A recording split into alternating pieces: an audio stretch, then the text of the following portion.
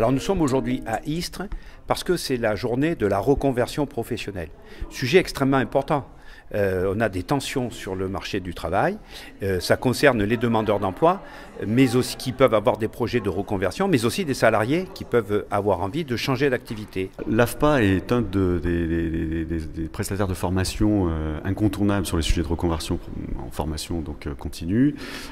Donc on a régulièrement des salariés qui font appel au financement de transition pro dans le cadre de leur reconversion avec une formation assurée par l'AFPA. On en finance à peu près 1500 par an. Les entreprises industrielles offrent aujourd'hui de très nombreux emplois. Souvent des emplois qui sont méconnus. C'est un secteur qui manque parfois d'attractivité, à tort, parce que c'est des emplois très techniques, c'est des emplois très qualifiés, c'est des emplois qui rémunèrent très bien. Et ce sont des domaines d'activité qui offrent en plus des perspectives d'évolution de carrière tout au long de sa vie professionnelle. Il y a d'énormes besoins d'emploi dans l'industrie et autour du bassin d'Istres. Dans le cadre de l'alternance, nous utilisons le contrat de professionnalisation qui est destiné à des gens demandeurs d'emploi et qui sont à la recherche d'une formation. L'intérêt de l'alternance, c'est qu'on propose un parcours de formation. Et ce parcours de formation, il doit prendre en compte déjà le vécu de ces personnes. Et ces personnes, elles arrivent avec une expérience, avec déjà des compétences et qu'il est intéressant pour nous on va dire, de développer ou de conforter. Puisqu'on a besoin de gens qui sont rigoureux, qui sachent gérer aussi un environnement de plus en plus digitalisé et aussi en relation avec les clients de la Poste. Les gens doivent savoir que Transition Pro, c'est un organisme paritaire qui est financeur de projets de reconversion professionnelle. On n'est pas là pour conseiller, on n'est pas parti pris pour telle formation plutôt qu'une autre. Cette structure, Transition Pro, analyse des dossiers qui lui sont présentés chaque mois en commission pour voir si ces projets vont aboutir et par rapport à la somme des demandes qui peuvent être faites, lesquelles sont les plus prioritaires pour accéder à ces fonds, puisque Transition Pro est un financeur. On ne se reconvertit pas tous les jours. Il faut faire preuve de beaucoup de qualité, de discernement et viser un métier avec des débouchés. Donc d'être accompagné, c'est important. Selon le principe socratique, connais-toi toi-même.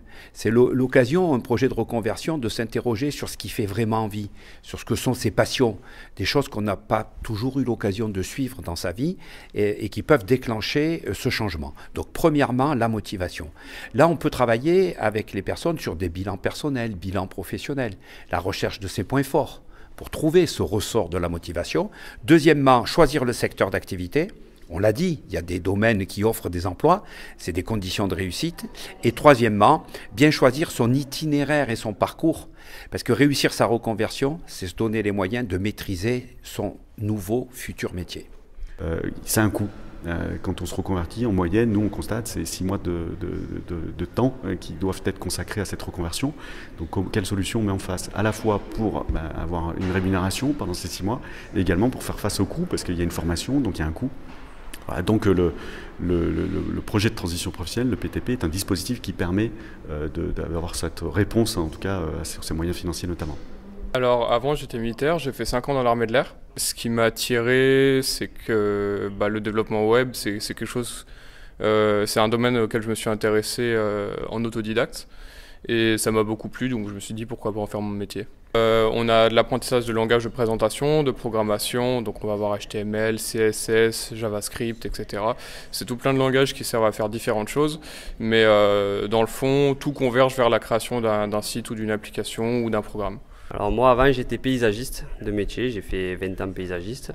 J'avais fait un peu le tour du métier, j'avais bien évolué dans ce domaine et je voulais continuer à évoluer et comme il n'y avait plus de possibilités, j'ai fait une reconversion professionnelle dans le but de créer une société et dans cette société pouvoir faire l'intérieur du bâtiment, donc seconde œuvre du bâtiment et la création de jardins qui était mon métier de base. Donc j'ai été obligé de passer en formation auprès de l'AFPA. Je suis chef d'entreprise depuis juin l'année dernière déjà. Après 1 an et demi quasiment d'ouverture, la société est très bien. Je commence à regarder à embaucher, voire prendre des apprentis si besoin. Je vais d'ailleurs reprendre contact avec l'AFPA pour savoir s'ils n'ont pas des apprentis pour moi. Voilà, donc autrement, non, très belle réussite.